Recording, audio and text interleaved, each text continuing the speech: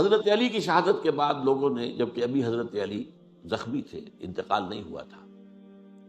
آپ سے پوچھا کہ ہم حسن کے ہاتھ پر بیعت کر لیں رضی اللہ تعالیٰ. آپ نے فرمایا نہ میں تمہیں اس کا حکم دیتا ہوں اور نہ روکتا ہوں، یہ تمہارا معاملہ ہے، امر المسلمین ہے، مسلمان فیصلہ کر لیں جس کو چاہیں. چنانچہ حضرت حسن رضی اللہ تعالیٰ عنہ کے ہاتھ پر بیعت ہو گئی. اب معاملہ ٹھہرا حضرت حسن اور حضرت معاویہ کے مابین. 6 ماہ خلافت رہی ہے حضرت حسن کی رضی اللہ تعالیٰ، اور میں انہیں 5واں خلیفہ راشد مانتا ہوں. ابو بکر، عمر، عثمان، علی، حسن، انہوں نے کوئی اپنی قوت سے خلافت حاصل نہیں کی تھی، بلکہ مسلمانوں نے انہیں خلیفہ بنایا تھا. لیکن یہ اس قدر صلح جو انسان تھے، بہت نرم طبیعت کے انسان، جب انہوں نے دیکھا کہ یہ تو پھر خوریزی کا معاملہ ہو رہا ہے. ابھی معاویہ کے پاس 40,000 کا لشکر تھا، ان کے پاس بھی بڑا لشکر موجود تھا، بلکہ 40,000 ان کے پاس تھا، حضرت معاویہ کے پاس اس سے بڑا تھا. انہوں نے صلح کر لی حضرت معاویہ سے رضی اللہ تعالی، اور وہ حدیث ان کے حق میں جو ہے پیشن گوئی تھی وہ پوری ہو گئی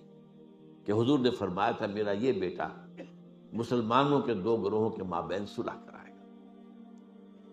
یہ سن 41 ہجری کا واقعہ ہے جب صلح ہو گئی اور حضرت حسن دستبردار ہو گئے اور امیر معاویہ کو اب خلیفہ تسلیم کر لیا گیا. اس کو عام الجماع کہتے ہیں،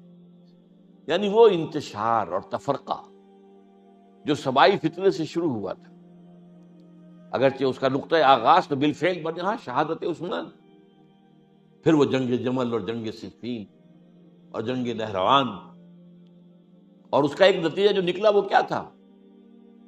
کہ اسلامی حکومت کی حدود کی جو توسیع ہو رہی تھی وہ عمل رک گیا. وہ تو خلفائے ثلاثہ، اب یہ ثلاثہ میں گن رہا ہوں، حضرت ابوبکر، حضرت عمر، حضرت عثمان، ان کے دور میں ساری توسیع ہوئی، فتوحات ہوئی. حضرت علی کا دور جو ہے سارا خانہ جنگی کی نظر ہو گیا. وہ خلیفہ راشد ہیں، اس میں کوئی شک نہیں ہے، بہت عظیم شخصیت ہے، ہمارے نزدیک صحابہ کرام میں سوائے 3 کے سب سے بڑھ کر ہیں، سب سے افضل ہیں. ہاں ابو بکر، عمر، عثمان ان سے افضل ہیں ہمارے نزدیک. خلافت جو ہے خلفاء کے مابین ترتیب فضیلت جو ہے وہ ترتیب خلافت کے مطابق ہے اہل سنت کے نزدیک، لیکن باقی ہزاروں صحابہ میں تو سب سے اونچے ہیں. اس حوالے سے حضرت علی کا کوئی قصور نہیں رضی اللہ تعالی، ان کی کوئی کوتاہی نہیں. انہیں خلافت ملی ہی ایسے پرفتن دور میں. اگر کہنا جو ہے اگرچہ روکا گیا ہے کہ یہ کلمہ لو مت استعمال کیا کرو، اگر یوں ہوتا تو یوں ہو جاتا، لیکن یہ کہ بہرحال ہمارا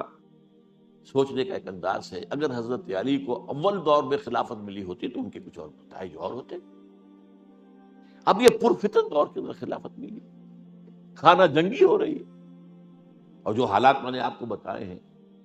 ظاہر بات ہے کہ وہ دور نہ ذرائع آمد و رفت ایسے تھے، نہ ذرائع مواصلات ایسے تھے، نہ کمیونیکیشنز ایسی تھیں. وہ تو یوں سمجھیے کہ دارالخلافہ کے اندر کے حالات جو ہیں بس وہیں پر فیصلہ ہو رہا، یا پہلے مدینے میں ہوا، حضرت عثمان شہید ہوئے، اور یا پھر کوفے میں ہو گئے. وہ تو اصل جو بھی طاقت اس مرکز کے اندر جس کے پاس طاقت تھی اسی نے جو بھی اپنا فیصلہ ہے وہ منگا لیا. بہرحال یہ جو حضرت حسن نے مصالحت کی ہے جس کی بنا پر ہم تو انہیں سلام کرتے ہیں، ان کا احترام کرتے ہیں، انہوں نے خانہ جنگی ختم کی، فساد جو ہے اس کی جڑ کاٹ دی، تعامل جماعت ہو گیا، اب امن ہو گیا. اور نوٹ کیجئے اس کے بعد 20 برس تک امیر معاویہ کی حکومت رہی ہے، 20 برس، اور کامل امن رہا. اس میں یہ بھی ہے کہ ان کے تدبر کو بھی دخل حاصل تھا، یہ بھی ہے کہ انہوں نے کچھ طاقت کا استعمال بھی کیا، یہ بھی ہے کہ انہوں نے دل جوئیاں بھی کی لوگوں کو جس کو ہم کہتے ہیں مؤلفۃ القلوب، جو زکوٰۃ کے مسائل میں شامل ہے. کچھ لوگوں کی کے شر سے اس کو روکنے کے لیے ان کو جو ہے کچھ زکوٰۃ میں سے پیسہ دیا جائے وغیرہ وغیرہ، مؤلفۃ القلوب، تالیف قلب کے لیے. بہرحال نتیجہ یہ ہے. تاہم یہ جان لیجیے کہ حضرت معاویہ صحابی رسول ہیں، ہم ان کو تسلیم کرتے ہیں، لیکن ان کی خلافت کو خلافت راشدہ ہم نہیں مانتے، اس لیے کہ وہ انہوں نے اپنی طاقت سے حاصل کی ہے۔ میں نے اسی لیے کہا حضرت حسن رضی اللہ تعالیٰ عنہ کی خلافت خلافت راشدہ ہے، لیکن حضرت معاویہ کی خلافت خلافت راشدہ، اگرچہ اس میں عمل رہا، اور وہ جو عمل رک گیا تھا، وہ جو مزید توسیع دارالاسلام کی، وہ دوبارہ شروع ہو گیا، خراسان کی طرف پیش قدمی شروع ہو گئی، ادھر پہلا بحری بیڑا بنایا حضرت معاویہ نے رضی اللہ تعالیٰ عنہ، اور یہ بحیرہ روم کے بعد جزائر کو فتح بھی کیے۔ انہی کے زمانے میں مسلمان فوجیں جو ہیں استنبول تک پہنچ گئی، قسطنطنیہ تک، قسطنطنیہ کی فصیل تک پہنچ گئے، اگرچہ فتح نہیں ہو سکا قسطنطنیہ اس وقت، وہ تو بعد میں کئی سو سال بعد ترک جو خلیفہ تھا اس کے ہاتھوں فتح ہوا، محمد فاتح، لیکن یہ کہ باہر پہنچ گئے تھے وہاں تک، یہ عمل بھی شروع۔ لیکن انہی لوگوں نے حضرت حسن کو گالیاں دی اس کام پر کہ تم نے صلح کی، امیر الکافرین کہا، امیر المنافقین کہا، اور انہیں خطاب یا عار المومنین، اے مومنوں کے لیے عار کی کا اور شرم کے باعث، اور ان کے خیمے پر حملہ کیا، اسے جلایا، ان کی جان کے در پہ تھے کہ تم نے صلح کیوں کی۔ یہ اکھڑ لوگ، یہ لوگ، اس کے بعد اب میں صرف اشارہ کر رہا ہوں، یہی لوگ تھے اصل میں جو 20 برس کے بعد پھر جو حادثہ سانحہ کربلا ہوا ہے، اس کا مین کردار یہ تھا۔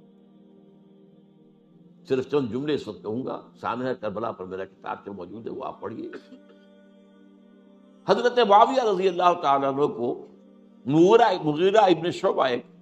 ایک بزرگ صحابیوں میں سے تھے، انہوں نے مشورہ دیا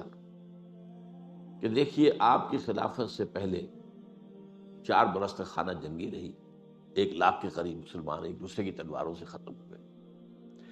اب اگر وہ زمانہ گزر گیا، کبار صحابہ تو فوت ہو چکے، بڑے صحابہ تو گئے، اب تو یہ 9 مسلم جو فتح کے بعد ایمان لائے یا اس کے بعد ایمان لائے جبکہ سورہ توبہ کی آیات نازل ہو گئی، اب تو یہ لوگ، یا پھر اب نئے لوگ جو مفتوحہ علاقے میں ایمان لا رہے ہیں، مسلمان ہو رہے ہیں، لہٰذا اب وہ جو مسلمانوں کا ایک نظام خلافت راشدہ کا تھا، اگر اس کے پیچھے کسی مضبوط قبیلے کی طاقت نہ ہو تو وہ مرکزیت قائم نہیں رکھ سکے گا، لہذا آپ یزید کو اپنا ولی عہد مقرر کر دیں۔ حضرت معاویہ کچھ رہے متردد، لیکن بعد میں ان کی سمجھ میں یہ بات آ گئی۔ یہاں یہ نوٹ کر لیجئے کہ میں یا آپ حضرت معاویہ کے فیصلے سے اختلاف کر سکتے، ان کی نیت پر حملہ نہیں کر سکتے، وہ صحابی ہیں، الصحابۃ کلھم عدول، ان کی نیت میں یہی تھی، مسئلہ اس میں کہ وہی امن جو ہے وہ برقرار رہے۔